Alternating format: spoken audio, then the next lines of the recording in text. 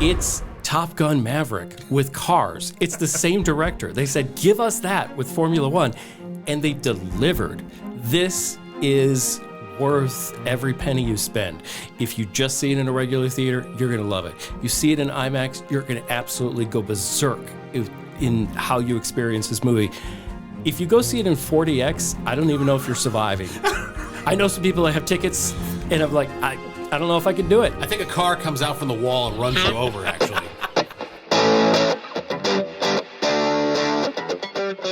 It's the Untitled Film Project Podcast. F1 the movie stars Brad Pitt as a retired Formula One driver returning to mentor a rookie in the high-stakes world of Formula One racing. Formula One is a team sport. It always was. Listen, let's get this straight. We all lose our jobs if you can't pull off a miracle.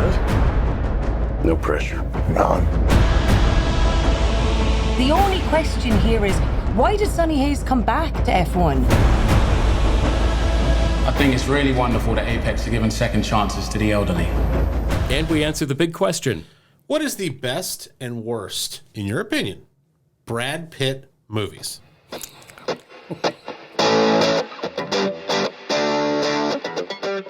Quick initial takes from Jeremy. Go first. I think the product placement paid for the entire budget of the film. I understand how it works. You guys. No, I understand. Right. I understand how it works when you're racing. You got certain things. But there were other things throughout the movie that were like, that seems coincidental. Why is he holding that? That doesn't make... Qatar Airlines, Rolex, Wonder Bread. There's about 3 other ones that I can't actually read in my chicken scratch right here.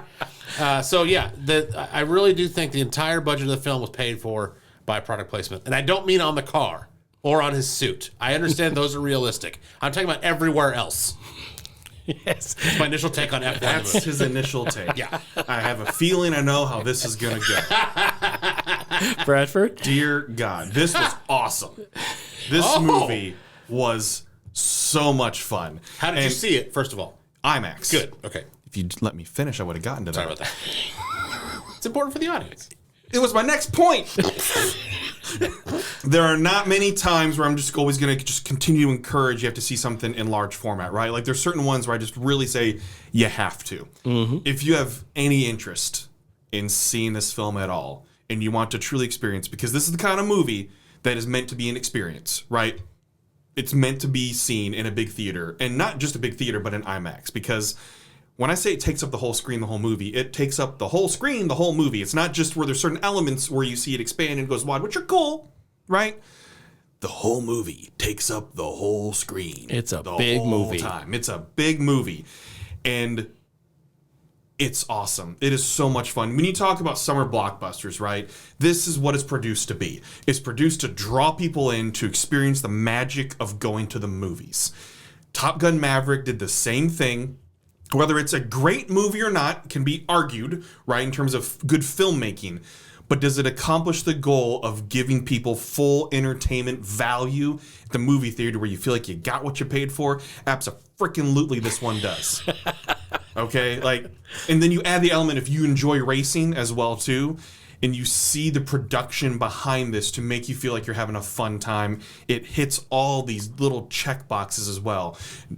Perfect needle drops in the soundtrack as well. Mm-hmm. Like you talk about very strategic moments in this film for just a great needle drop moment. Add to that a Hans Zimmer score.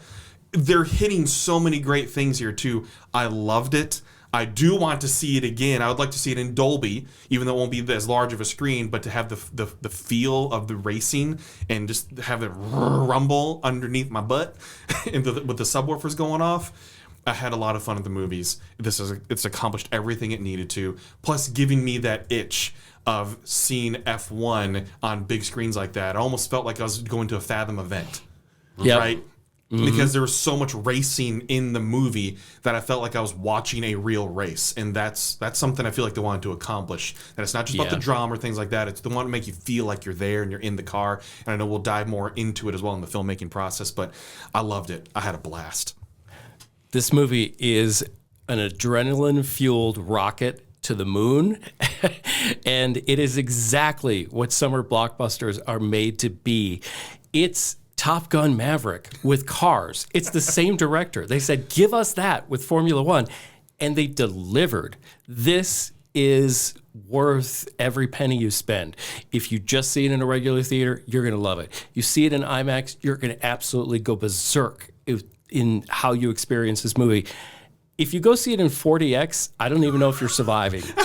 I know some people that have tickets, and I'm like, I don't know if I could do it. I think a car comes out from the wall and runs you over, actually. You smell the rubber from tires. The fans are at full speed the entire movie. Yes.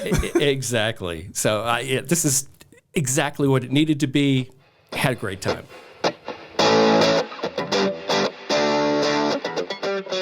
Complete agreement is boring. Let's go deeper into this film with someone who we may disagree with, Jeremy Govert. I thought the ending, the last third, okay? So I don't even know the third act, but definitely the last third, completely cliche. This is a movie in 2025 that belongs in 1995. Everything was written as a formulaic movie of the 90s action genre. This is a movie that belongs 3 decades earlier, and it would have been an instant classic. That being said, you guys are right. Go see this on an IMAX without question. It is what a summer blockbuster is. It's so awesome visually. It's like to feel it. You feel like you're in the driver's seat in the car with Brad Pitt and all the other characters. That takes a Herculean effort to do from a director and from a cinematographer. They accomplished that. Okay, good spin. How they did the cameras for this movie completely changed what I think everybody who is a casual racing fan thinks of the sport. So I never felt more connected than the way this movie was filmed. And I've seen some of the behind the scenes and what they had to do. And yeah, it definitely conveyed it. I also felt like I was in the car. I felt like the wind was going to be blowing past me. It was just spectacular. So I believe in Top Gun Maverick, they had 6 or 8 cameras in the cockpit of the jets. And in here they had 16. So just amping the type of content you can pull from when you're editing this movie to make sure you're getting all those shots to make you feel that way. So they knew what the assignment was. Yeah. Like that's the key thing for me is they understood the assignment on how they had to pull this off. And whether you love it or not, at least appreciating the cinematography value and the director of photography, everything, what it took to put it together as a package, they understood the assignment and they delivered in that manner. Yeah, this movie is the Top Gun formula, right? So it's a guy who was really good, who's kind of his skills are being questioned at this stage of his life. There's young, rookies out there who are, showing him how it's done, but he's actually going to come back. He's going to get the girl. He's going to show the rookie how it's done. It's going to be amazing. You can't say it's a ripoff when you pretty much designed it from the start with all the people that were involved with Top Gun Maverick, and they just said, do it again. And there's so many people that are going to be coming out to the movie theaters that maybe haven't since the Barbenheimer summer or the Top Gun Maverick summer. This is good for movies. I mean, you can tell based on the lines, like AMC A-list, right? We have our own priority line because you pay for the subscription. The line for the regulars was loaded. And that's just the key sign of if you have regular moviegoers or they're only coming out for key movies is based on that line for concessions. And that's what I base a lot on. My theater was packed. The overwhelming majority of people in that theater were not regular moviegoers. They were there for these types of moments. And what was great about it, too, is when you're in a packed theater, especially for a movie like this that's loud. Like, this movie's very loud, right? Yes. Racing, music, all that stuff. It's a very loud movie. When one accident happens, the amount of silence and that the way you experience that with other human beings and that collective just when the air gets sucked out of a room. Pin drop. Again, they're doing their job correctly in making this movie. That if you can get hundreds of people silent and you can't even hear rappers popcorn, nachos crunchy, chewing, straws going at the lid. How's that? It's actually pretty accurate. I'm gonna toss you a fish. But seriously, how we make a lot of people make noise in movies. Yeah. It's just we understand we tend to block it out unless it's just stupid, freaking annoying, which we talked about before on the podcast. Yes, on the episode in the past. When you can have it for 15 seconds, because I feel like it was like at least 10 to 15 seconds were just silence. It's another one of those movie moments that you get it when you're by yourself, but you can feel a room get the air sucked out of it in a moment that is tragic and you're not expecting. Like that's what was great about it, is like there's so much that's formulaic about the movie, right? To make movies like this, there's a formula, right? But if you can have any little twists and turns in there and you take the audience out of it in a good way towards the that's perfect. And like that moment stuck with me through that, because I'm like, everyone was just so dead quiet. Kind of like when you're watching A Quiet Place 1 and nobody realizes how quiet the movie actually is. Like, I can't eat my popcorn. It's just too quiet. Right. That kind of moment. And I just really enjoyed that together. To me, my favorite star of the movie is the sound design in this movie. So you've got the score, you've got the soundtrack. Both of those are hitting. But my favorite character is the sound. It is the voice of this film. The sound is unbelievable. That I almost think that's why I liked it in IMAX more than the big screen, as much as I love that. Feeling the sound of this movie, like, sure, they did stuff visually, but with sound, it made it real. I love what they did with Carrie Condon's Kate. What a refreshing character. She's Irish. She's not interested. She's got an aerospace career that she just jettisoned for this stupid racing thing and to prove something. I really liked it, and we talked about this before we started the program. Like, they didn't sexualize her, and that was refreshing. I appreciate it. Yeah. And what I do like, I think the cast overall, there was good chemistry. And most of it was during the comedic elements. Yeah. Like, I really loved the scene, spoiler, when Carrie Condon answers the door and Javier Bardem's right there. It's like, where is he? Like, what are you talking about? I would never. He's on the patty. Like, brief moments right there to help break up the monotony of an action movie that is just at 10 the whole time, right? Like, you have to bring it down. There were some really good comedic moments, and they're very light. The literal running gag when they're doing the morning run. Yeah, and I like that, and I enjoyed that a lot too, because it didn't have to be laugh out loud. All it had to be was and it just breaks it up. Yep. And I think that's all it needed. That camaraderie, that it shows the teamwork, and like it worked in many ways. And how about Javier Bardem and Jerry Bruckheimer again? Like, let's bring it back to Pirates, huh? Yeah. I loved Javier Bardem's character. I thought he was needed in this movie because he does give this movie a little bit of weight. And like, I thought his character, Ruben, was really good. I think it was exactly what you needed. And also inserting some comedy, knocking Sonny down a few notches, along the way. And you mentioned it earlier just with Carrie Condon's character, obviously Irish and everything. F1 is an international sport. And I think that was obviously important. And it's not like they weren't going to do it, but they needed to show the internationalism of this sport by having so many different countries represented, because that's how teams are made up. F1, truly fully international. I'm glad we got to see that on the big screen. I would have liked that to not have been called out, actually. Again, that's a nitpicky thing for sure. Are you talking about Carrie Condon's character going through that? When he goes, oh, you're the first woman pit boss, or whatever he called her. Right. I was like, it's like a neon sign. It's like, you didn't have to do. We know it. We didn't have to do it. They almost could have done it with like an article that was on a wall or something like that. Sure, that's right. Like, point out for the people that see it. If you don't see it, who cares?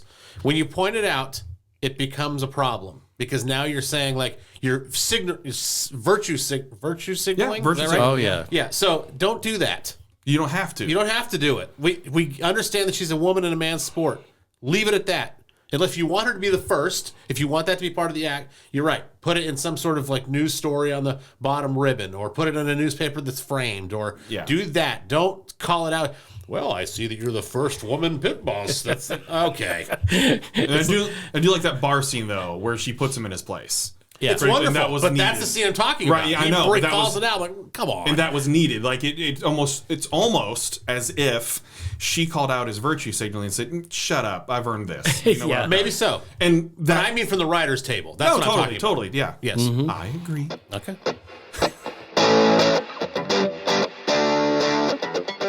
All right, I will jump in with my score. This is probably my second favorite movie of the year. Whoa. Sinners is by far a masterpiece, but F1 is a masterpiece in how to entertain a mass audience. Maybe it could have dropped a few of the races along the way. There was a couple of twists and turns that maybe were unnecessary. You lop another 20 minutes off the movie, you have a better movie. Still, absolutely spectacular. Everything hit pretty much along the way, even though it is a tired, retold story in a different form.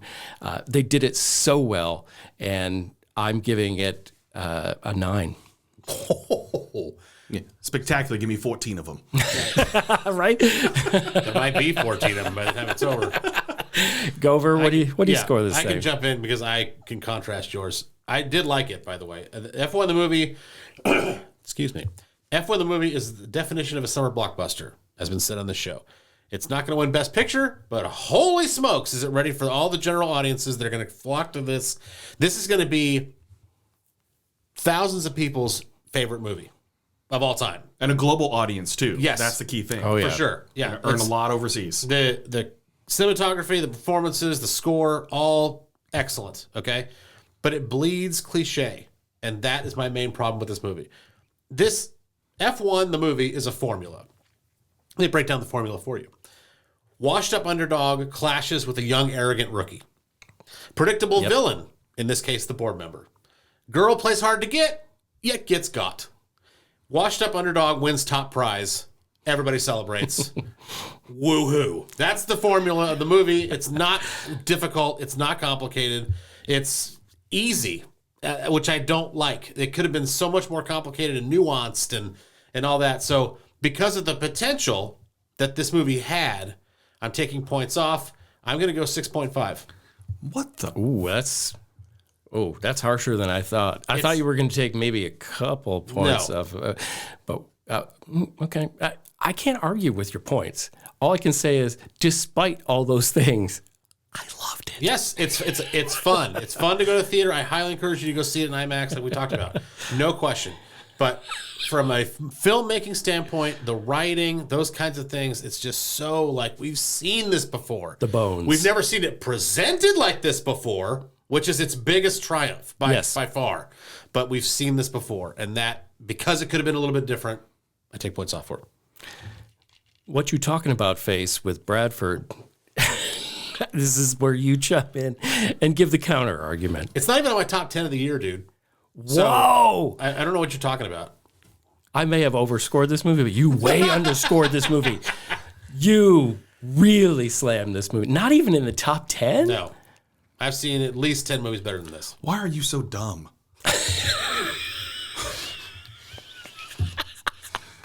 I had a feeling we were going to fight today. Go ahead. Yeah. Pour your Dr. Pepper. Jackass. I just don't understand. 6.5? Yeah. 6.5. What? All right. From a critical standpoint, From it's a critical cliche, standpoint, it's washed up cliche. and boring. And Not weird. boring. That's actually wrong. I'll cut all that. That's not true at all. I just started naming adjectives. Go ahead. Sorry. Go over to thesaurus.com to start railing. 6.5. I just... Jim, Yeah. you are a man of great intellect. Just wanted to make sure you know I'm that. so glad you've come around. No disagreement here. I don't have a problem. This one, on the other hand... I don't have a problem being looked at here. The needle's going closer to 9, I think. Yeah. Okay. Couple things. Not even worth my time anymore. A big thing for me when I just saw how they were doing the credits at the beginning that Lewis Hamilton is a producer. Lewis Hamilton is a joint record 7-time Formula One World Championship winner. That's a big deal to have a driver of that caliber being a part of the movie. I mean, he makes a brief appearance on the screen, like it is flash, and he's in there for a brief moment. But to have him be a part of it, I think, is a big deal because that means they were obviously taking it seriously, wanting to get things right from a true driver's point of view and perspective. I like how they just included real names of F1 drivers. They didn't have to make up fake names. So they have Max Verstappen, who is one of the most unstoppable drivers that there is now in F1, and he was the unstoppable one throughout this movie. And he's up there with Verstappen, and it's Verstappen again. So it met a credibility thing for you, right? Utilizing real names, because you don't have to. I mean, very different kind of movie. But look at Talladega Nights. You're having all the real names. Again, very different, right? I wish if they had snuck in, like, where they show the board, with everybody's name, and just like maybe you only see Bobby. Our Bobby at the 14th or something. It would have been awesome. But the caliber of paying attention to detail and trying to get things right does amp it up for me as well too, by seeing that type of producer credit. Okay, nitpick for me. There are some moments in some scenes where it's more montage, where I've seen some odd lens flare, where I was thinking that somebody was standing in front of the screen and it was a weird shadow. I was like, is J.J. Abrams a part of this or no? Like, what? Is this a Star Trek spinoff? I was like, what is going on? There's this weird shadow and cloud of lens flare. What is going on? Either way, just very minor thing that I want to point, because I noticed it. Like, it was noticeable for me for a 10-second period. Having Led Zeppelin basically kick it off. The cinematography, my gosh, you could feel that you were in it. All the makings of a true summer blockbuster, and then some, because this is those type of movies that I think will push the summer blockbuster genre, basically, on what's expected to get butts in seats. Top Gun Maverick, I think, changed a lot. One, it was nominated for an Oscar. Like, when you get nominated for an award for being Best Picture, and it's not just because of box office, it's that you drove box office, right? Like, you changed things. But it was a reward for box office. It was to get the common person to watch the Oscars. Yes. That's what it was for. But it was overall, we all enjoyed it. Yes. Too. We enjoyed it. It was a fun time. And those movies should be rewarded as well, too. There's a balance you have to find, right? With great filmmaking. And great filmmaking also means you made a great film that brings people to the movies. You want people to enjoy the art. Right? And so, but it can't be a crap movie. Crap movies just aren't going to bring people out. They'll have maybe a good opening week and they'll drop. Spike. This isn't going to drop. Like, this overall is a great film in the matter of that it's bringing people to the movies. It's exposing people to the movies. We're seeing what it's going to do at the box office, even though they're not really sure what it's going to do in the predictability standpoint. But globally, this thing's going to have legs. And that's really good for the industry that we cover, is to have movies like this occur, because it'll continue to push. There's expectation now when you make movies from POV standpoints that you have to have a lot of cameras in these cockpits, or in the cockpit of a race car or whatever. You have to bring visually something new.